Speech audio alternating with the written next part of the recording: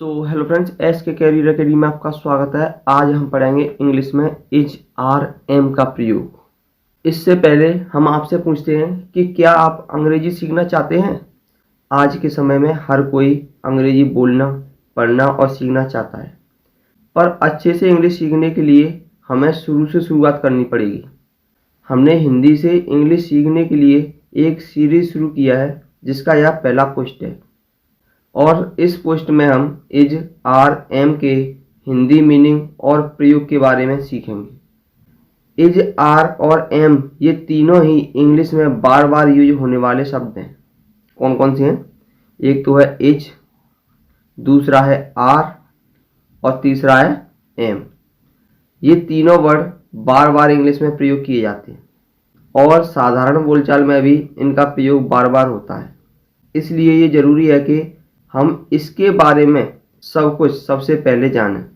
तो दोस्तों, अगर आप इन वर्ड इज, आर और एम के हिंदी अनुवाद तथा इंग्लिश अनुवाद बनाना चाहते हैं तो इनके उपयोग के कुछ बेसिक रूल्स हैं। तो आइए देखते हैं सब कुछ जानने के लिए। इज, आर और एम इनका प्रयोग करेंगे। जब इसका अनुवाद करते हैं तो इज का प्रयोग है के लिए होता है, एम का प्रयोग हूँ के लिए होता है और आर का प्रयोग हैं के लिए होता है। मतलब जिन हिंदी के वाक्यों के अंत में है, हूँ, हो, हैं आदि शब्द आए तो अंग्रेजी अनुवाद करते समय इज आर एम का प्रयोग करते हैं। अब सवाल यह उठता है कि किसके साथ इज का प्रयोग करना है, किसके साथ आर का प्रयोग करना है और किसके साथ एम का प्रयोग करना है। तो इनको जानने के लिए कुछ बेसिक से रूल हैं, उनको याद रखना होगा। ई, शी, इट के साथ हमें इज का प्रयोग करना है। आई के साथ हमें एम का प्रयोग करना है। वी, यू, दे, दीज और दोज या फिर कोई प्लूरल नाउन जैसे कि कोई बहुवचन दिया गया हो उसके साथ हमें आर का प्रयोग करना है। दोबारा से देखेंगे, ही, शी, इट के साथ या फिर कोई सिंगुलर नाउन या किसी का नाम दिया गया हो तो उसके साथ हमें इज का प्रयोग करना है। आई के साथ हमें एम का प्रयोग करना है और we, you, they, these, those या फिर कोई कर्ता बहुवचन हो उसके साथ हमें आर का प्रयोग करना है। क्लियर है? जैसे पहला एग्जांपल है, मैं बहुत खुश हूँ। इसका अगर अंग्रेजी अनुवाद करें तो मैं की अंग्रेजी क्या लगाते हैं? आई। आई के साथ किसका प्रयोग करते हैं? एम। तो आई एम बहुत खुश की इंग्लिश होगी वेरी हैप्पी, तो ये हो जाएगा I am very happy. Next है, तुम बहुत गरीब हो, तो तुम की इंग्लिश क्या लगाएंगे? यू। यू के साथ क्या आता है? आर। बहुत की इंग्लिश लगाते हैं वेरी और गरीब की पुअर, तो ये हो जाएगा you are very poor. Next है, राधा ईमानदार है, तो राधा एक वचन है तो राधा की राधा लिखेंगे। एक वचन के साथ किसका प्रयोग करते हैं? इज, क्योंकि एक वचन या फिर सिंगुलर नाउन के साथ क्या आता है? इज।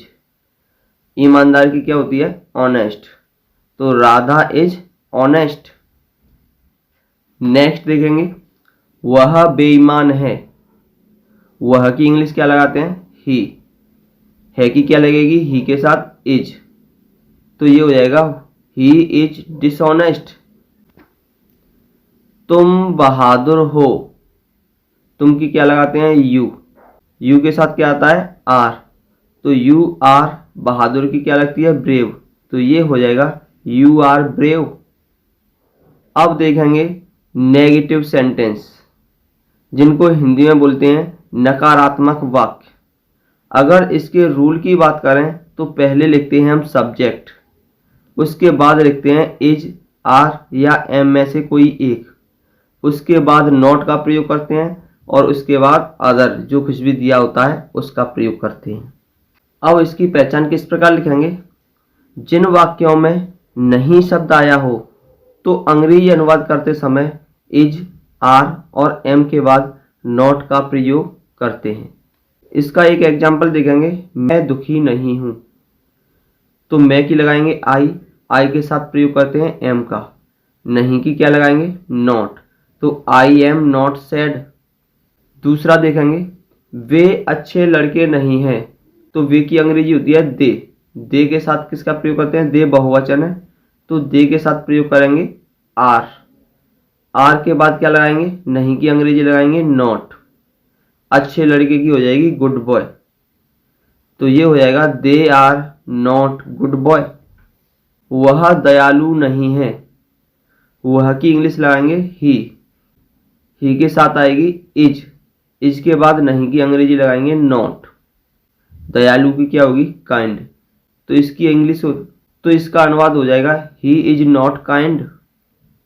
नेक्स्ट है राजेश भूखा नहीं है, तो राजेश की इंग्लिश लगाएंगे राजेश। राजेश एक है, तो एक वचनकर्ता के साथ इज का प्रयोग करते हैं। नहीं की अंग्रेजी लगाएंगे नॉट, तो राजेश इज नॉट। भूखा की क्या होगा? हंग्री। इसका अनुवाद हो जाएगा राजेश इज नॉट हंग्री। अब आगे देखेंगे इंटेरोगेटिव सेंटेंस, जिसको हिंदी में बोलते हैं प्रश्नवाचक वाक्य। इसके रूल की बात करें तो इसका रूल होता है इज, आर और एम पहले आ जाता है, उसके बाद सब्जेक्ट आता है, जैसे कि ही शी इट या कुछ भी आ जाए, दे वी यू कुछ भी आ जाए, उसके बाद कुछ और लगाते हैं। प्रश्नवाचक वाक्य कैसे होंगे? जैसे कि तो इसका पहला वाक्य होगा क्या आप दयालु हैं।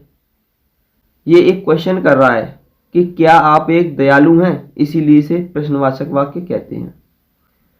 तो रूल के अनुसार या तो इज आएगी या फिर आर आएगी या फिर एम आएगी। तो देखेंगे कर्ता कैसा है, तो आप यानी कि बहुवचन कर्ता के साथ आर का प्रयोग करते हैं। तो सबसे पहले आएगी आर, फिर आपकी लगाएंगे, मतलब सब्जेक्ट। सब्जेक्ट क्या है यहाँ पर? आप यानी कि यू। दयालु की क्या होगी? काइंड, और प्रश्नवाचक चिन्ह लगा देंगे। तो ये हो जाएगा आर यू काइंड। इसी प्रकार एक और वाक्य है क्या सोहन होशियार है। तो यहाँ पर देखेंगे कर्ता कौन है? सोहन। सोहन एक है या बहुत है? यहाँ पर देखेंगे सोहन तो एक है, यानी कि एक वचन है, सिंगुलर है। तो एक वचन कर्ता के साथ जो इज आर एम में से आता है, कौन सा आता है? इज। तो यहाँ पर लगाएंगे इज। उसके बाद सब्जेक्ट यानी कि सोहन। होशियार की क्या होगी? Intelligent. Is Sohan intelligent. Next है क्या मैं खुश हूं। यहाँ पर देखेंगे मैं के साथ क्या आता है? एम। तो एम आई हैप्पी। आगे देखेंगे इंटेरोगेटिव प्लस नेगेटिव सेंटेंस, मतलब प्रश्नवाचक चिन्ह में भी अगर नहीं शब्द आ गया, उसका अंग्रेजी में अनुवाद कैसे करेंगे, उसके लिए रूल है। सबसे पहले इज, आर या एम में से कोई एक लगाएंगे, उसके बाद सब्जेक्ट लिखेंगे, सब्जेक्ट के जस्ट बाद नॉट लगाएंगे, उसके बाद कुछ और लिखेंगे। तो आइए देखते हैं पहला वाक्य है क्या तुम ईमानदार नहीं हो। मतलब प्रश्न भी कर दिया और नेगेटिव भी बना दिया। तो रूल के अनुसार सबसे पहले इज, आर या एम में से कुछ एक आएगा। तो तुम बहुत हैं, बहुवचन यानी कि प्लूरल नाउन के साथ किसका प्रयोग करते हैं? आर का। उसके बाद सब्जेक्ट क्या है? तुम। तो इसकी क्या लगाएंगे? यू के यानी सब्जेक्ट के जस्ट बाद नॉट का प्रयोग करते हैं। तो इसका ट्रांसलेट हो जाएगा आर यू नॉट ऑनेस्ट। अगला है क्या वह दयालु नहीं है। सबसे पहले देखेंगे सब्जेक्ट को, वह एक वचन है, इसके साथ इज का प्रयोग करते हैं। तो इज ही नॉट, नहीं की अंग्रेजी क्या लगाएंगे? नॉट। दयालु की क्या होगी? Kind. Is he not kind. क्या मैं खुश नहीं हूं। सबसे पहले कर्ता देखेंगे मैं की अंग्रेजी क्या लगाते हैं? आई के साथ क्या आता है? एम। तो ये हो जाएगा एम आई नॉट। खुश की क्या होगी? हैप्पी। तो ट्रांसलेट हो जाएगा एम आई नॉट हैप्पी।